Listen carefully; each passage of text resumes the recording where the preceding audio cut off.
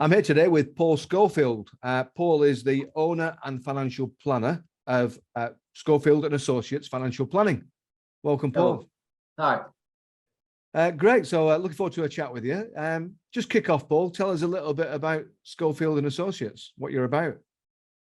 Well, as the name suggests, we give financial planning advice to everyone. We're very inclusive in terms of we will literally look after anyone who requires our advice.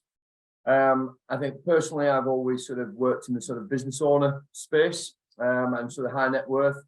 But we provide financial planning advice covering pensions, investments, inheritance tax, long-term care planning.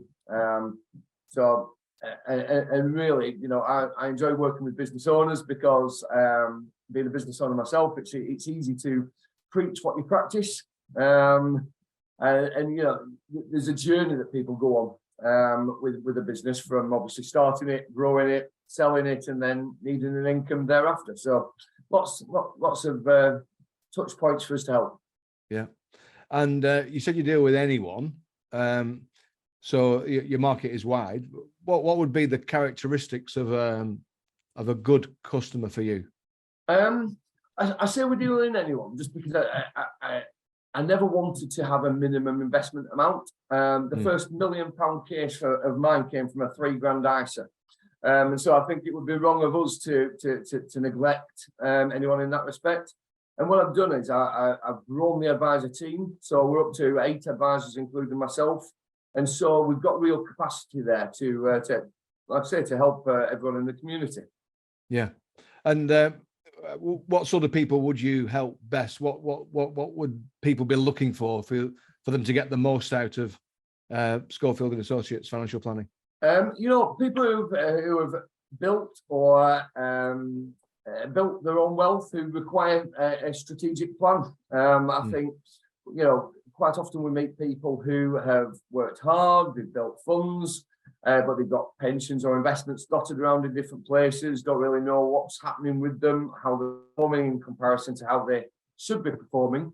And what we try and do is bring sort of that sort of disjointed sort of product mix together into a financial strategic plan for the future. I talk about business owners because you can do a lot in terms of tax efficiency there, in terms of profit extraction, protection for both the business owner themselves, but also their sort of employees.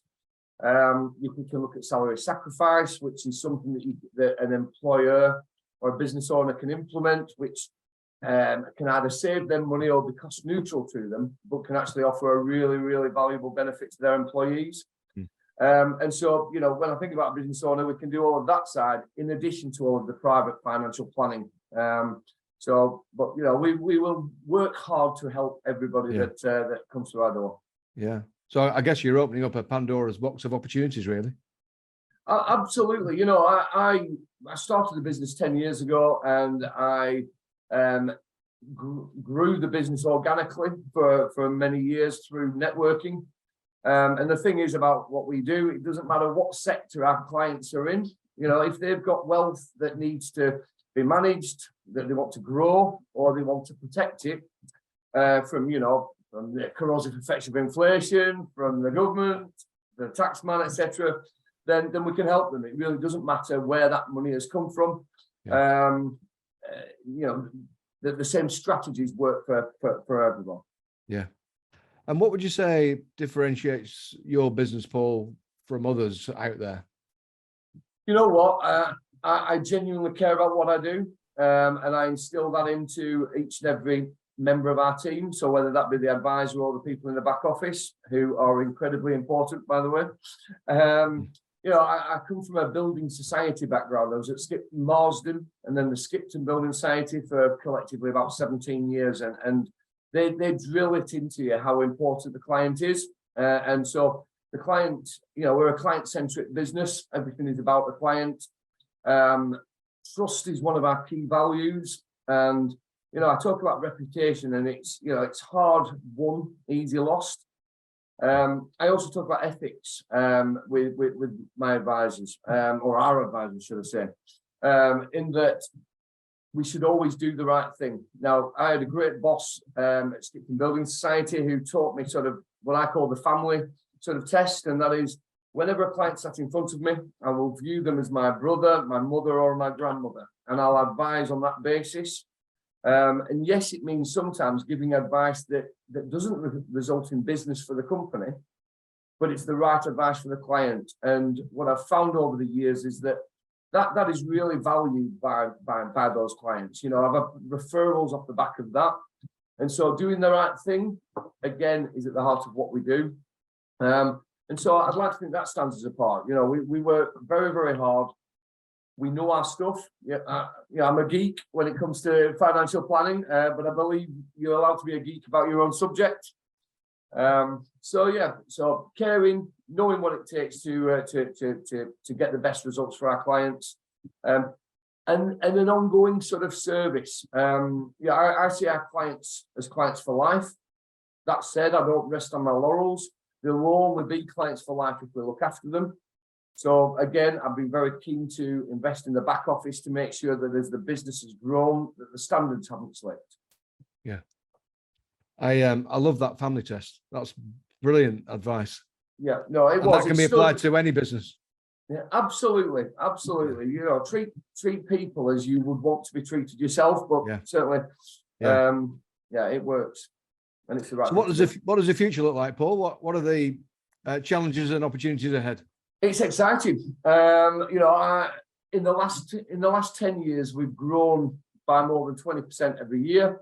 Both in terms of numbers and funds under management, where I would hope by the end of this year we'll be above $250 million in terms of the funds that our practice manage.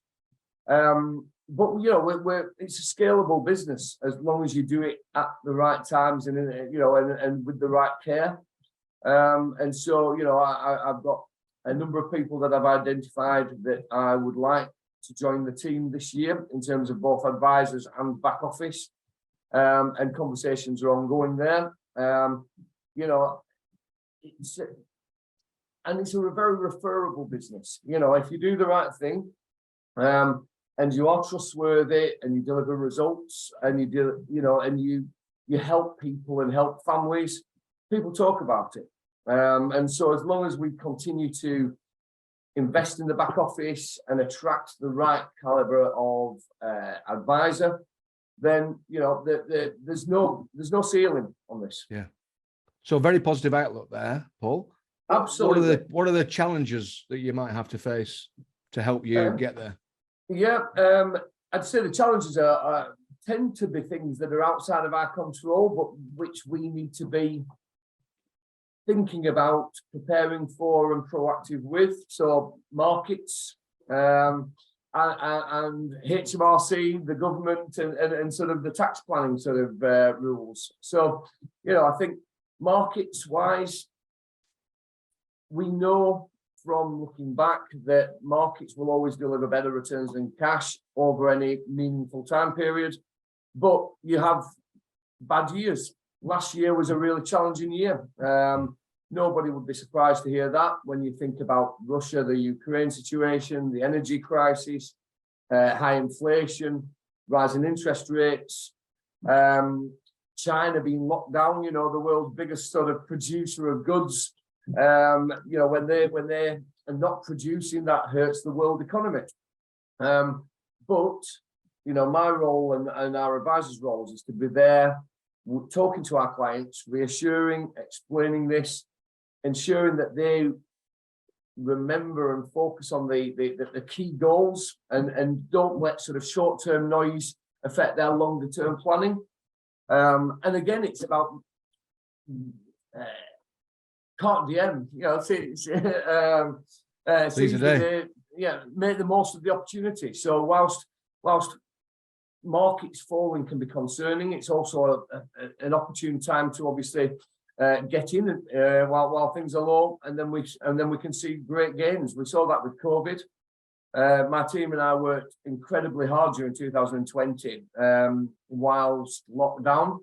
You know, it all went remote, Zoom, Teams. I've never heard of them, but they became, you know, the platforms for us to help our clients and to attract new ones. And, you know, at the same time as giving virtual reassurance, cuddles even, we were banging the drum saying, now is the time to invest.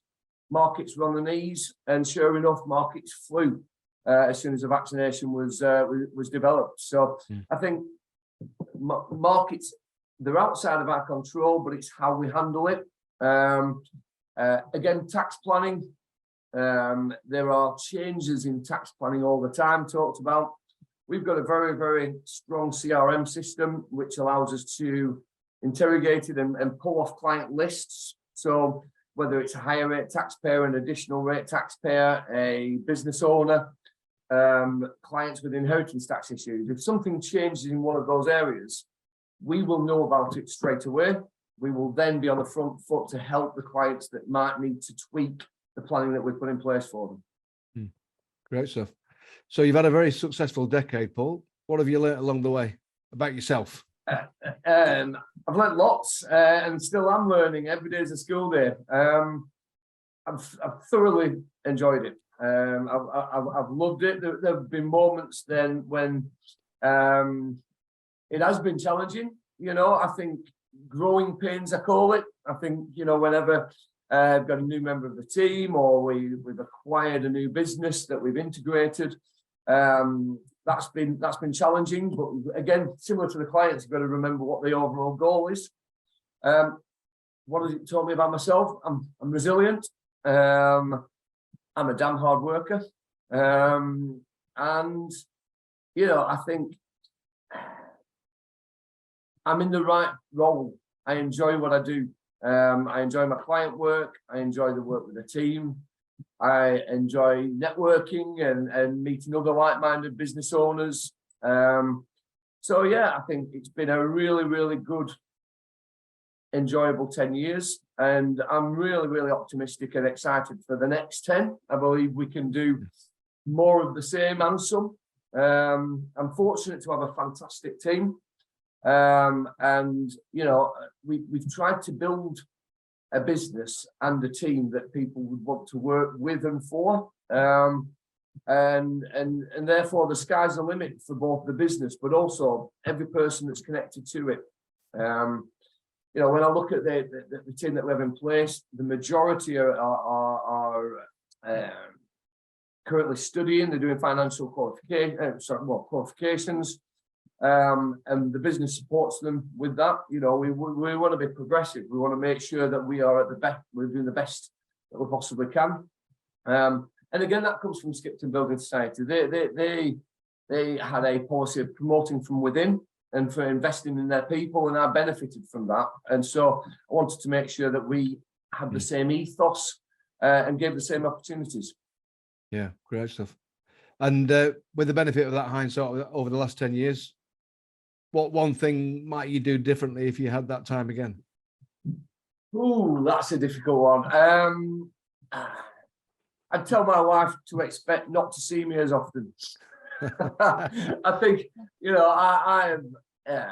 I'm very quick to say yes. I think one thing I'd be more disciplined about my own time, because I think whilst saying yes has enabled me to help more people on more occasions, I think, you know, we need to think about why we're doing this. I have become more disciplined with my time, and I don't miss the kids' football matches or assemblies as much as I used to. And that's, you know, we have a job that we can work around the clock at different times. And so I think, in the early years, I was just so focused on growing the business and making sure that it would be a success. And so would I have done it differently? Not necessarily, but I'm enjoying now having a bit more time to be able to give back to the family. Being in business should give you more life. Exactly. Great stuff. Thanks very much, Paul. Really appreciate that. That was awesome. Oh, right. Brilliant. My pleasure. No, enjoyed it. Thank you.